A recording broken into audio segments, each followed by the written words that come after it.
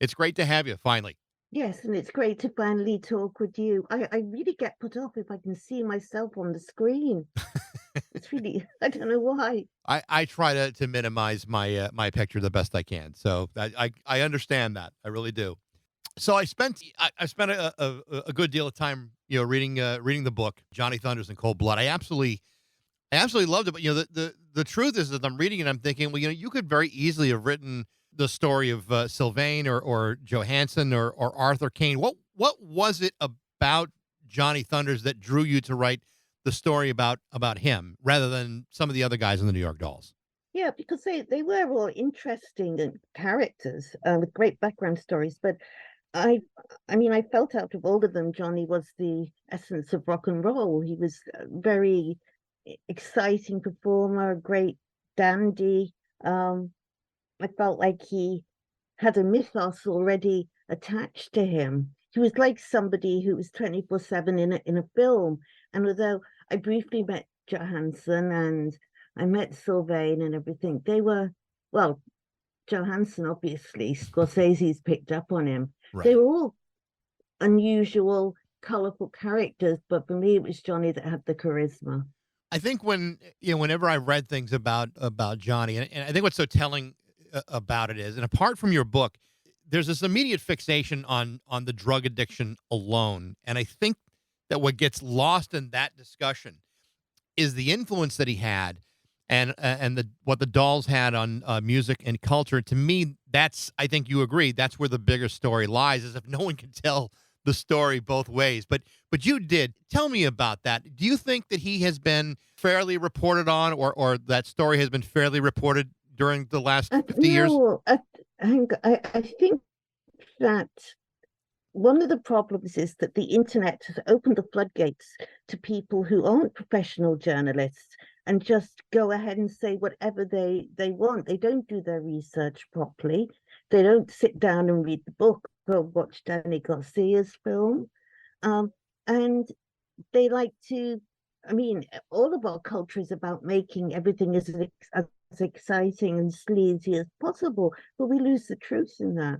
I think he did a really great job of addressing both aspects of his life. I mean, there's a lot of different there's a lot of different wheels in motion here without any condemnation or dismissiveness like you would read in, I mean, not just online, but even in magazines back, even when he was still alive in the 80s and maybe even early 90s. I think most people had a really hard time separating the legacy from the reality of the guy. And you were able to kind of see through that and offer, actually, I think, a very fair portrayal of what Johnny Thunders was all about.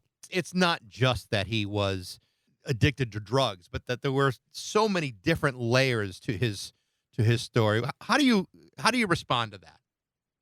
I mean, I think it's because the book grew up with me and I learned to write in a nuanced way. And unless you have a seasoned writer writing about certain things, then it will come out as kind of this flat line obsession with the drugs. And then there's nothing else. But that wasn't the total of Johnny's story.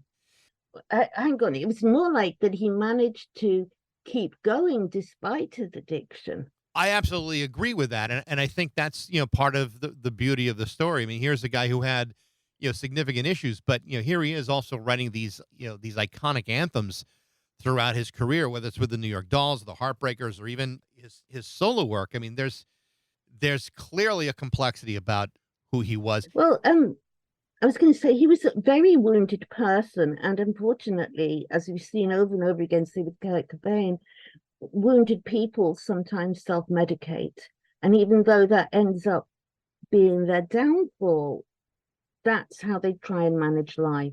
You got a chance to know Johnny while you were compiling the book, and you certainly talk about meeting him in the book and getting to understand him.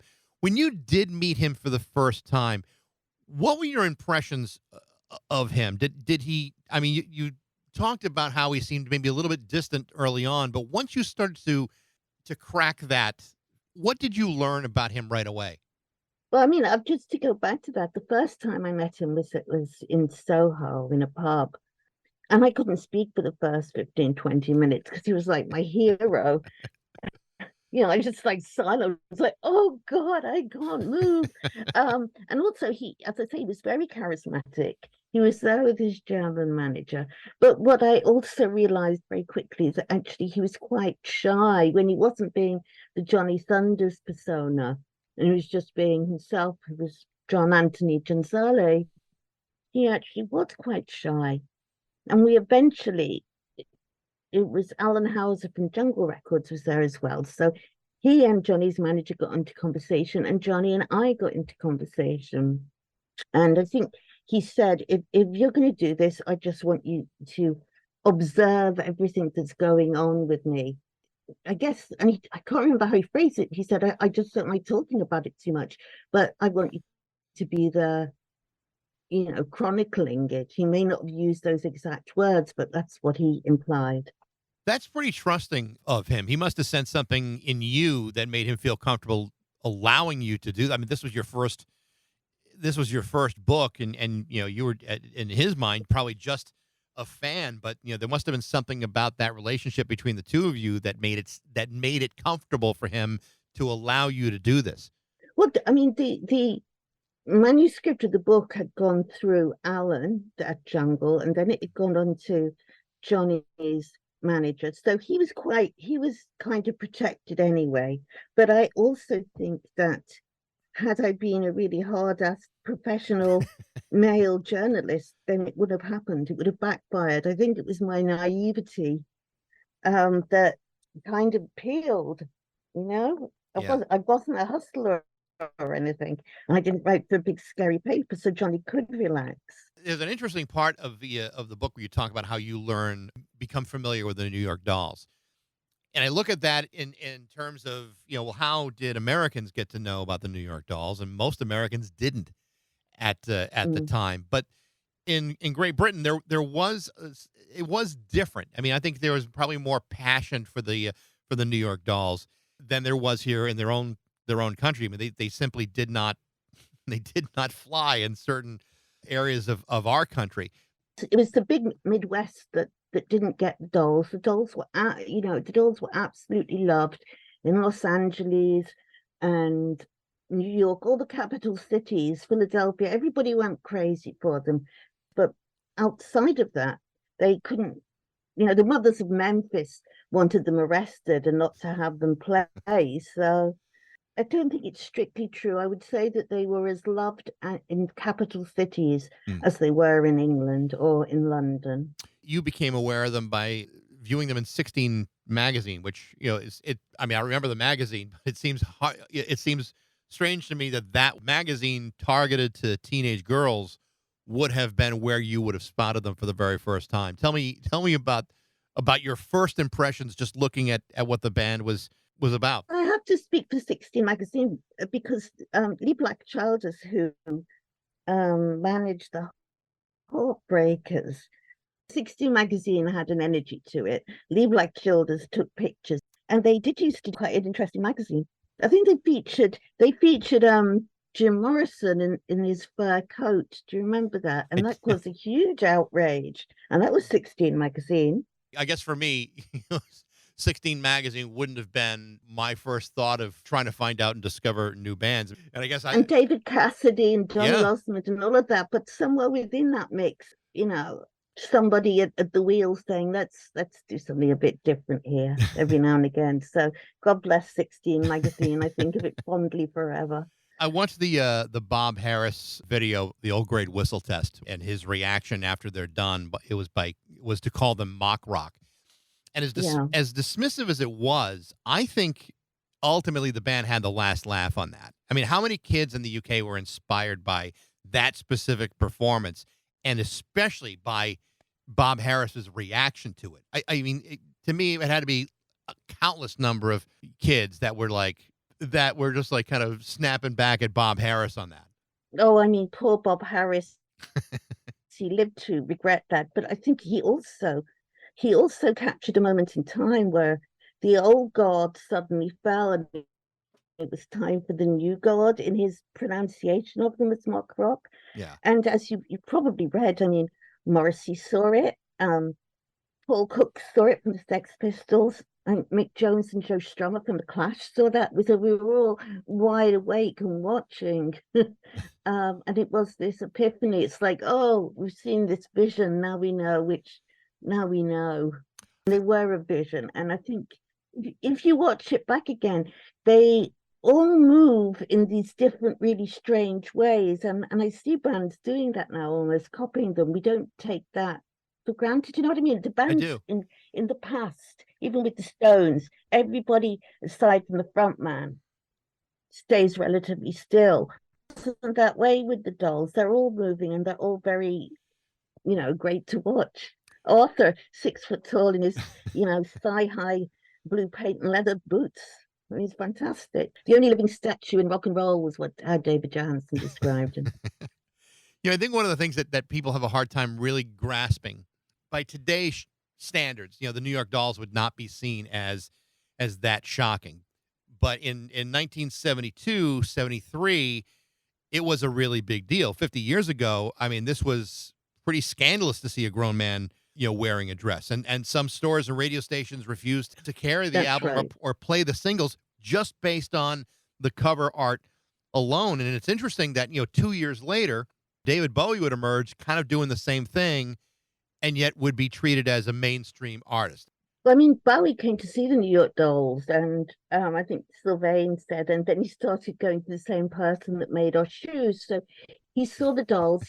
Bowie was very good at taking influences, and he had a relationship with a brief fling with Serinda Fox, who was David Johansen's girlfriend, and Andrew Bowie had a little flirtation with Billy Mercier, who was the Dolls' first drummer. So it was all, yeah, he assessed them. There's some great pictures of him, I think, sitting at the back of Max's Kansas City watching them, and he looks like a kind of parakeet staring at them, thinking, oh, this is interesting. There's a great section in the book which I really found really interesting, and I'm not sure I fully understand why they did this, but at the end of the New York Dolls, they get involved with Malcolm McLaren. The second album comes out; it's not that great, and then Johnny and Jerry leave the band, and I think probably for fairly good reasons at that point. But yet they get blamed for breaking up the band. But the band by that point is really already broken and had been for a while. My question is, why did they get involved with Malcolm McLaren Oh, it was in the the other way first place? around, though. It was Malcolm McLaren got involved with them. He was a huge Dolls fan. He even followed them to Paris. He was and did design some clothes after seeing them. I mean, girls' underwear with fake fur on them and things. And I think at that point they were desperate. And McLaren was good at selling things. He would have said, well, let's try one last thing, guys. And that was to dress them in red leather and put a hammer and sickle flag up behind them, which Serinda Fox sewed. And it wasn't a great look, really. Yeah. Probably because the Vietnam War was still going on. It was, and then they went to do this Outback tour, which always reminds me of that bit in the Blues Brothers, where they're playing behind chicken wire, Yes. and the band eventually fall apart in this cinematic setting of a broken down trailer park that Yeah. was owned by Jerry Nolan's stepdad. So it can't get more bleak and surreal than that. And they were having fried chicken. I love the details that they were having fried chicken and mashed potatoes. And I can imagine David Johansen waving a drumstick in the air, and he said the words, "Anybody can be replaceable." And at that point, Johnny and Jerry got on a plane, and people saying, "Oh, it's for the drugs and all the rest of it." But they probably had enough by then, and the red leather was.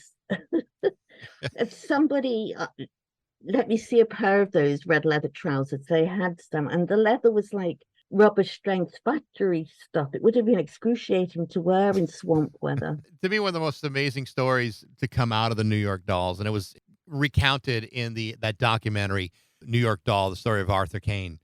It's one of the best rock documentaries I've ever seen. I mean, this poor guy had such a hard time after Oh, the. it's such a moving film. It always makes me cry. It's Honestly, he didn't. unbelievable. It's Yeah. unbelievable. He had such a hard time after the breakup, and that by the time that 2004 reunion came out, it was such a validating experience for him, and to know that he was as sick as he was, and died very soon after that. What an amazing story. Oh, he was so excited because we used to correspond via email, and not for that long. Because I wrote a book about the New York Dolls, and he enjoyed sort of telling those times to me. But we did email back and forth, and he was just so excited when he heard about the reunion. He was going, I don't know what to wear. Should I wear polka dots? Should I wear pink? Blah blah blah. Oh, it's just really delightful to see him that happy. And he was in the early stages of maybe writing his own story too, but it never obviously he died long before he could ever finish that project, Well, which is hang kind of a on, shame. because he was sending me extracts from it, and it was very, very good. And I tried to get him an agent. I failed. I mean, this is so awful. I failed. And what happened was that a book did come out, and it was very, very edited. By the time Johnny and Jerry leave and they form the Heartbreakers with Richard Hell, they had built up this terrible reputation. But the reality is, when the Heartbreakers were together, they were arguably maybe one of the best bands in New York at the time, and it took an eternity for record companies to take a chance on them simply because of that reputation. It wasn't entirely undeserved by that point. They were also up against people who thought that they'd had their chance with the Dolls and they'd blown it. So there was envy there as well.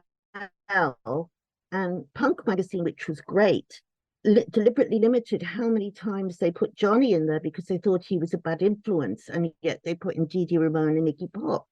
So there was a little bit of backstabbing going on there, but that's primarily why they came over to England, but also because Malcolm Claren asked them. So Malcolm Claren is important to the Dolls story. There's this codependent relationship that exists between Johnny and Jerry Nolan, and you see that throughout the book. I mean, on at its core, it's somewhat a toxic relationship, and it's fueled by both of their addictions, but primarily this dominance that Jerry seemed to have over Johnny. What was your thoughts about that relationship? I mean, is that an accurate assessment, or is that off? It's relatively true, but I mean, I think Johnny needed a father figure, Hmm. and he was quite emotionally volatile, and Jerry would have seemed like that father figure, the wiser older person. They did care very much for each other. Jerry, to some degree, had to rely on Johnny keeping it together so he would get to play as well. And there's one gig, I think, in Los Angeles that was filmed, and I believe that Johnny made a promise not to take any coke and be a good boy before this quite big gig. And he comes out and he's not doing too well, and you can see the disappointment in Jerry's eyes. Ultimately, what you read in the book, though, was that Johnny was very much an insecure young man. And he had lost relationships with his True. wife and children, and those were really painful losses for him. And then, at the same time, his health is declining, not just with drugs, but with the leukemia as well. And in some respects, it's amazing that he was able to, record things as great as like "So Alone" in 1970. It's such a brilliant record. It's just like you said, he was able to overcome so much musically in spite of the challenges that he had. Do you feel like, or do you feel like he felt like the drugs were getting in his way? Did he ever really explain that to you? What he did, I mean, he says, I can in the book, I can play just as well on drugs as off them, but I do not use drugs, and he would have lived longer. But by the end of his life, he was definitely anti-drugs. He would say to younger people, "Do as I say, not as I do." Johnny's death is a murky and unclear story. I mean, anywhere from dying from an overdose to being murdered or set up or whatever it may have been, or that the leukemia may have killed him. What's your sense about what actually happened to him in New York? I mean, it's been a number of years since you originally released the book. Do you have any clearer sense of what may have happened, or is that always going to be somewhat of a mystery? I've read the coroner's report. It indicates strongly that he had leukemia. He was very ill. There were drugs in his body, but it wasn't enough for him to overdose. Coroners always report any presence of drugs in the body, so he didn't overdose. My feeling is that, oh, and he was robbed of his money as well, that people took advantage of his vulnerability. They ransacked the hotel room that he was in instead of calling an ambulance, and they just left him to die. What tragedy that there was nobody there to hold his hand. Yeah. It's a terrible, tragic story, and a very sad part of the book where you just realize he was, he was in such desperate need for help, and he needed someone to be there with him, and he was in a way, and I mean, irony here, but he was just so alone in New Orleans. It's a very very sad story. Yeah, it's very sad because Jerry begged Johnny to go into hospital before he went and toured in Japan, and he said he'd go stay with him overnight as well. But Johnny was scared of hospitals because they don't always drug users well, especially not in America. Again, the name of the book is Johnny Thunders in Cold Blood. It's a great, great book. Nina, I appreciate the time today. Best of luck with it. I hope it sells well. I know it's been a book that has been in great demand for a long time, so it's wonderful that it's now back out and available for people to buy and read through it again. Thank you so very much. It was lovely talking to you. Appreciate it, Nina. Thank you so much. Take care. Bye bye. Bye bye.